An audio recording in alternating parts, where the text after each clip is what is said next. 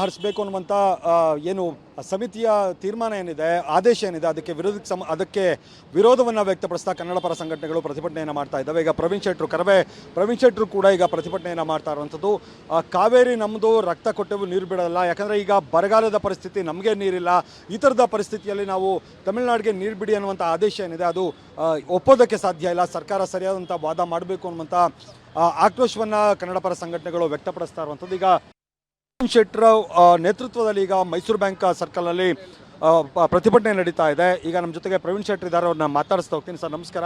ಏನು ಹೇಳ್ತೀರಿ ಸರ್? ಈಗ ಪದೇ ಪದೇ ಈ ಥರದ್ದೊಂದು ಆಗ್ತಾ ಇರುತ್ತೆ, ಅದು ಬರಗಾಲದ ಸಂದರ್ಭಗಳಲ್ಲಿ. ನೋಡಿ, ಇವತ್ತು ನಮ್ಮ ಡ್ಯಾಮ್ಗಳಲ್ಲಿ ಯಾವುದೇ ಡ್ಯಾಮ್ಗಳಲ್ಲಿ ನೀರಿಲ್ಲ.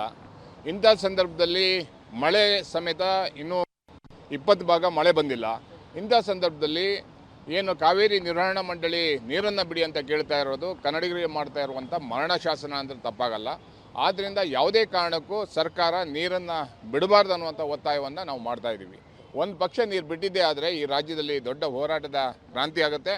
ಅದಕ್ಕಾಗಿ ಎಲ್ಲ ಕನ್ನಡ ಪರ ಹೋರಾಟಗಾರರು ಸಭೆ ಸೇರ್ತಾ ಇದ್ದೀವಿ, ರೈತ ಪರ ಸಂಘಟನೆಗಳು ಸಭೆ ಸೇರ್ತಾ ಇದ್ದೀವಿ. ಆದ್ದರಿಂದ ಈ ಕೂಡಲೇ ನೀರನ್ನು ಏನು ಬಿಡ್ತಾ ಇದ್ದೀರಿ ನಿಲ್ಲಿಸಬೇಕು ಅನ್ನುವಂಥ ಒತ್ತಾಯವನ್ನು ಮಾಡ್ತಾ ಇದ್ದೀವಿ.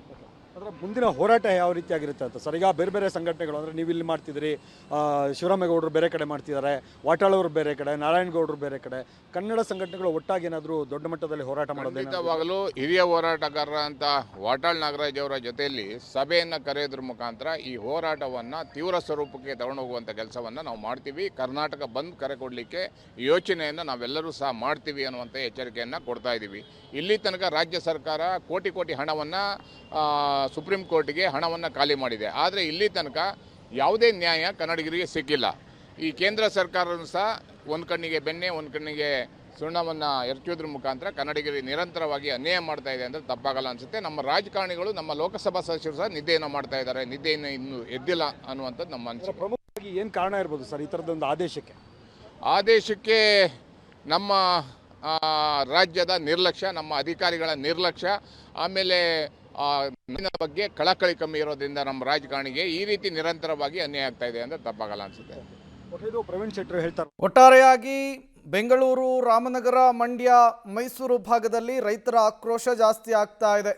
ಕನ್ನಡ ಪರ ಸಂಘಟನೆಯ ಹೋರಾಟಗಾರರು ಹೇಳ್ತಾ ಇರುವಂಥದ್ದು, ಒಂದೇ ಒಂದು ಹನಿ ನೀರು ಹರಿದ್ರೂ ಕೂಡ ಕರ್ನಾಟಕವನ್ನು ಬಂದ್ ಮಾಡ್ತೇವೆ, ಆಕ್ರೋಶವನ್ನು ಜಾಸ್ತಿ ಮಾಡ್ತೇವೆ ಅಂತ ಹೇಳಿ. ಸರ್ಕಾರ ಏನು ಮಾಡುತ್ತೆ ಅನ್ನೋದನ್ನು ಕಾದು ನೋಡಬೇಕಿದೆ.